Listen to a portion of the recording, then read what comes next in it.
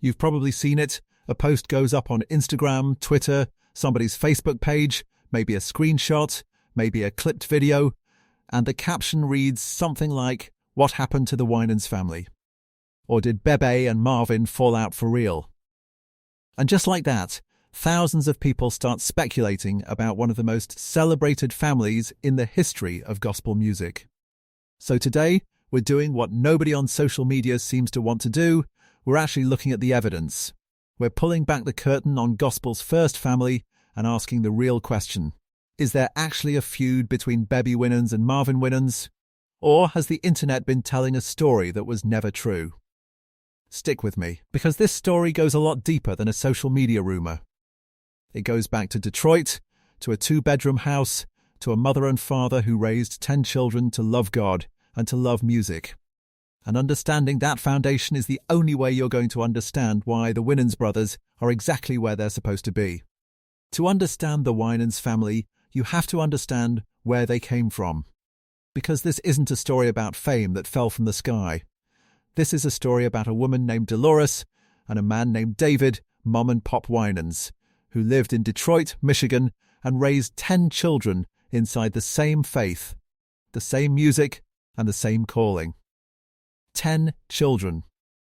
In Detroit, David and Delores Winans weren't just parents, they were architects of a dynasty. And every single one of those 10 children would go on to have a career in gospel music.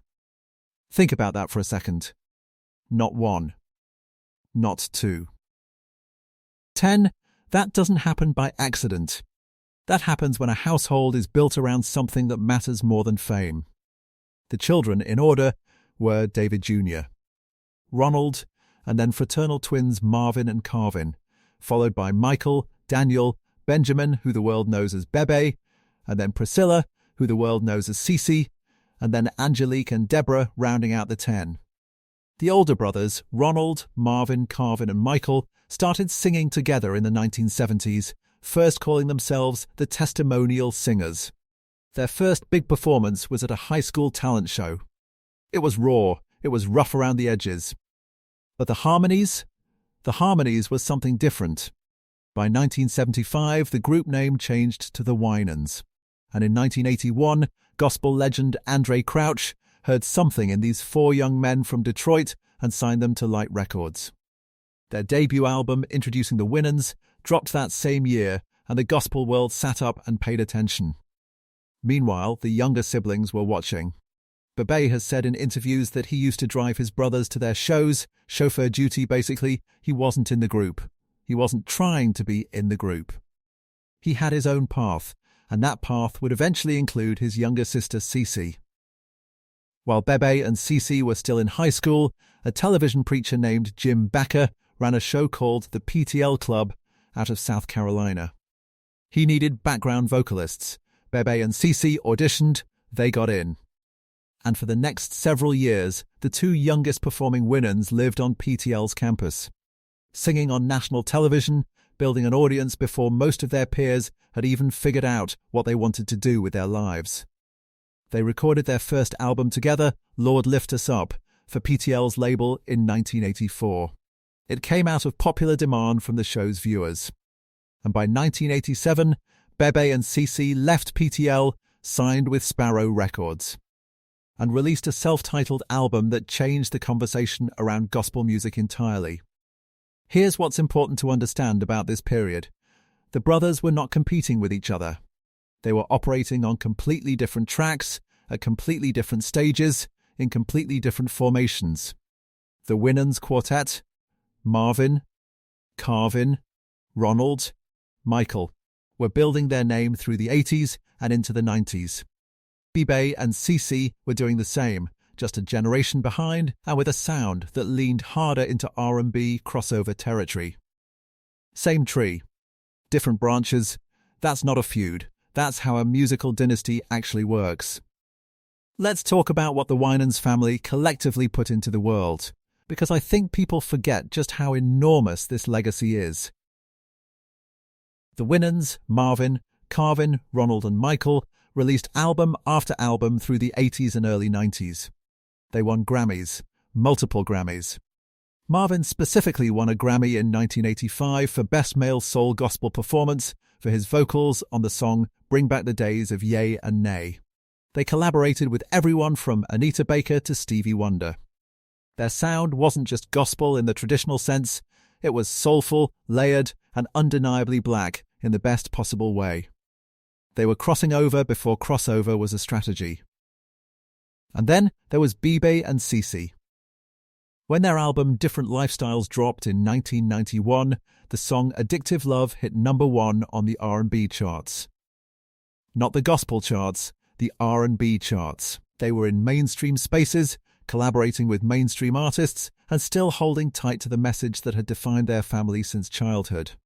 Together, across solo projects and group work, the Winans family has accumulated more Grammy Awards than most labels. BeBe alone has won 6, CeCe has 15, the Winans quartet had 6 Grammy wins, Daniel Winans has Grammy wins. BeBe Winans has her own career. This family didn't just produce gospel music, they produced an entire catalogue of American sacred music that belongs in any honest conversation about what this country has made. Marvin Winans, the one who tends to generate the most headlines today, kept building after the Winans as a group wound down in the mid-90s. He founded Perfecting Church in Detroit in 1989 while the Winans were still active. He was always a preacher. The music was always ministry for him. When Ronald, who the family mourned deeply, passed away in 2005, Marvin delivered the eulogy. And in 2012, when Whitney Houston died, Marvin Winans was the one standing at the pulpit of New Hope Baptist Church in Newark to deliver her eulogy. He and several of his siblings sang the Winans Tomorrow at that service. You don't call someone to deliver a eulogy for Whitney Houston if they're estranged from their family. You don't sing together at a funeral if you're in the middle of a falling out. That's not how any of that works.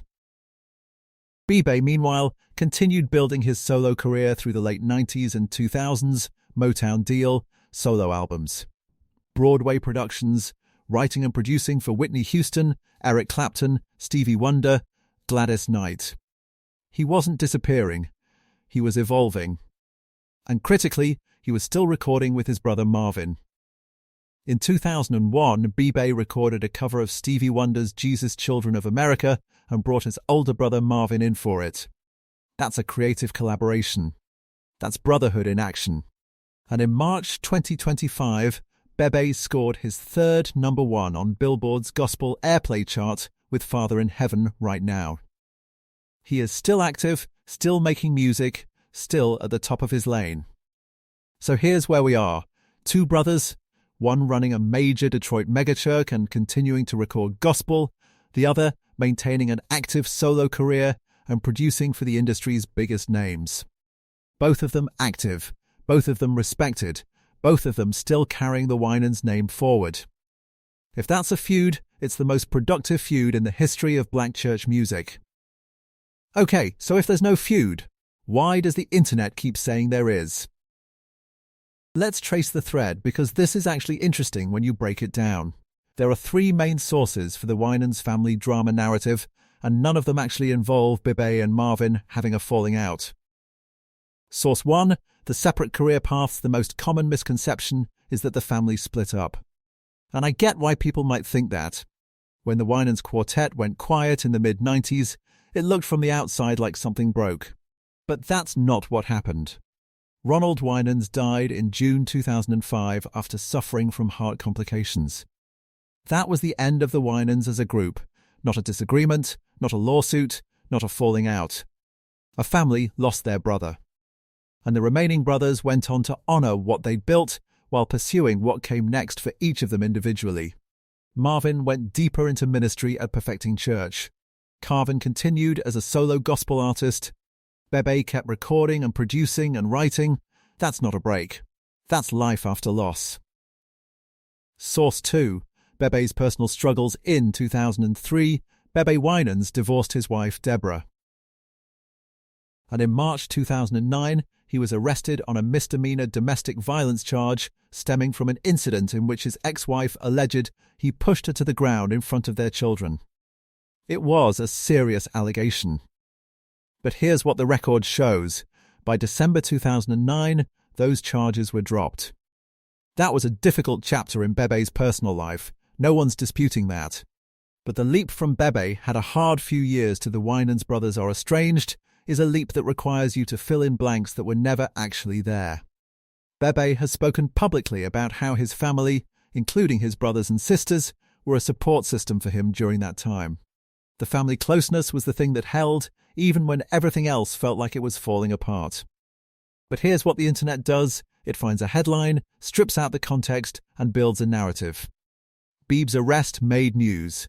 The charges being dropped got a lot less coverage. And so the story that lives in people's minds is the one that's incomplete. Source 3. Marvin Winans' church controversies. This is probably the biggest driver of the current wave of speculation. And it's worth unpacking carefully. In October 2025, a video went viral of Bishop Marvin Winans at Perfecting Church's annual Day of Giving. The clip showed him appearing to call out a congregant named Roberta McCoy for presenting a donation of $235 when he had asked for $2,000. "That's only $1,200, Winans said in the clip. "You're not listening to what I'm saying." When the woman replied that she'd bring the remaining $800 later, Winans responded, "That's not what I asked you to do." The clip spread everywhere. People were furious. Accusations flew that he was embarrassing his congregation, that megachurch culture had corrupted him, that this was the face of what the church had become. But here's the rest of the story. Winans came out and explained that the Day of Giving had a specific structure. Donors were supposed to approach the pulpit in increments based on donation size, starting with the largest gifts. McCoy had gotten into the wrong line. He wasn't rebuking her for how much she gave, he was correcting the order of the process. And critically, Roberta McCoy herself came forward and confirmed this. "He absolutely did not rebuke me," she told a Detroit news station. Now there's a difference. There was a correction. She added that Winans apologized to her personally after the service and that she intended to keep giving to the church. Was the optics bad? Yes. Could Winans have handled the moment with more grace? Probably. But the narrative that exploded online, that a bishop publicly shamed a struggling woman for not giving enough money, wasn't the full picture. And here's the thing that almost nobody talked about in the aftermath. Tyler Perry called Perfecting Church and donated $100,000. Fred Hammond publicly defended Winans. The controversy became a moment of unexpected generosity. None of that fits the viral story, so none of that got the same kind of amplification. Now, and this is the key question, what does any of this have to do with BeBe Winans? Nothing. Literally nothing. This is a controversy about Marvin Winans' pastoral style at his own Detroit church. It has no bearing whatsoever on his relationship with his brother. But because Marvin is in the news, people Google the family, find old speculation, and the rumor cycle starts again. That is the pattern. Separate career paths get misread as a breakup. BeBe's personal struggles get conflated with family estrangement. Marvin's church controversies generate search traffic that pulls people toward old rumors. Stack those three things on top of each other, and you get the internet asking what happened to the Winans family, when the answer is, they kept working, they kept praying, and they kept building. You want to know the clearest proof that there's no estrangement? Let me tell you about 3 Winans brothers. In 2013, years after the Winans quartet went quiet, years after BeBe had fully established his solo career, years after all the personal storms and public controversies, BeBe Winans picked up the phone and called his brother Marvin. BeBe has described the moment the idea hit him that he wanted to form a group with Marvin and their twin brother Carvin. He called Marvin. And just like that, 3 Winans Brothers was born. The bond of brotherhood put his desire to sing again back on top, BeBe said at the time, describing how coming together with his brothers reinvigorated his passion for performing. They debuted the group at the 50th anniversary of the March on Washington in August 2013, performing a song BeBe had written called "If God Be For Us" at one of the most symbolically significant events in the Black American calendar. That's not a group of men who are barely speaking. That's a group of men who trust each other enough to debut something new and precious in front of history. Their debut album, Foreign Land, dropped on September 30th, 2014, on Entertainment One Music/BMG/Regimen Records. It debuted at number 2 on Billboard's Top 10 Gospel charts. They brought in heavyweight producers Daniel Weatherspoon and Rodney Jerkins, the latter of whom had worked with Michael Jackson. The album was stacked. Reviewers described their chemistry as enduring and noted that between Marvin, Carvin, and BeBe, all three had the vocal ability to carry a project on their own.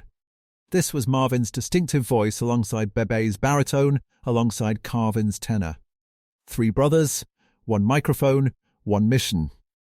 The album was called Foreign Land, a reference to the spiritual discipline of remaining separate from worldly culture, and it stood as a testament to what these 3 men still had to offer when they chose to stand together. And it wasn't the only collaboration.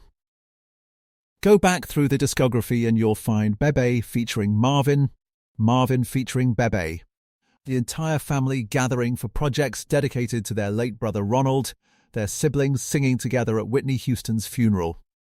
These are not the actions of a family in feud. These are the actions of a family that has known real grief. The loss of their brother Ronald in 2005, the loss of their father Pop in 2009, and has chosen to hold tighter, not drift apart.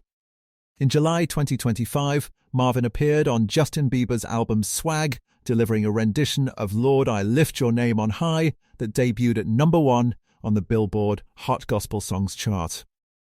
At 67 years old, Marvin Winans is still recording, still at the top of the charts, still bringing his voice to some of the most listened-to projects in the gospel space. The Winans Brothers aren't estranged. They're just busy. They're doing what people who build real careers do. They keep working. Here's a question worth sitting with. Why are we so quick to believe that a family like the Winans must be in conflict? Part of it is just how the internet works. Conflict gets clicks. Unity is boring. A story about 3 brothers who still call each other, still record together, still show up for each other through funerals and controversies and legal troubles. That story doesn't get shared the way a feud story does. But there's something a little more specific going on with the Winans family, and with black church families in general. There is a particular appetite for watching people who built their platforms on faith stumble in ways that look like hypocrisy. And when Marvin Winans has a viral moment at his church, or when BeBe's arrest surfaces in someone's search results, the framing that gets applied to that information is almost always reductive. It strips the context, it removes the resolution, and it leaves the viewer with a version of the story that's incomplete enough to feel like scandal. The Winans family has never been perfect. They have never claimed to be perfect. Marvin Winans has had moments of public controversy that are legitimately worth examining. The fundraising incident raised real questions about pastoral culture and megachurch dynamics, and those questions deserve serious conversation. BeBe's personal legal troubles were real.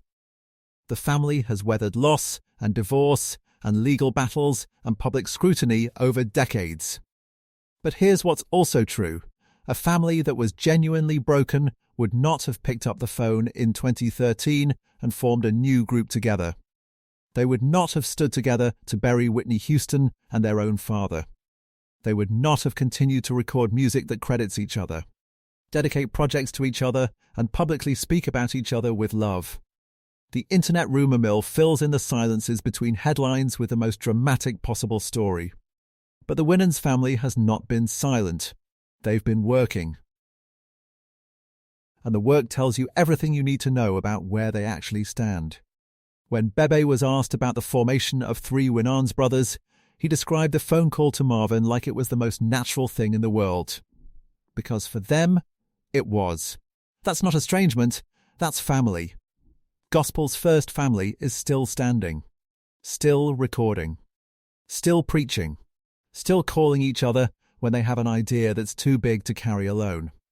The rumours will keep coming because the internet has a long memory for the wrong things and a short one for the right things. But the next time you see a post asking what happened to the Winans family, you'll know the answer. Nothing happened that the Winans couldn't handle. And that's actually the most gospel thing about them. If you're new here, subscribe. We do long-form deep dives like this every week on gospel history, church accountability, and the stories behind the music you grew up with.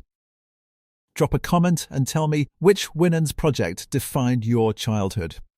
I want to know. And I'll see you in the next one.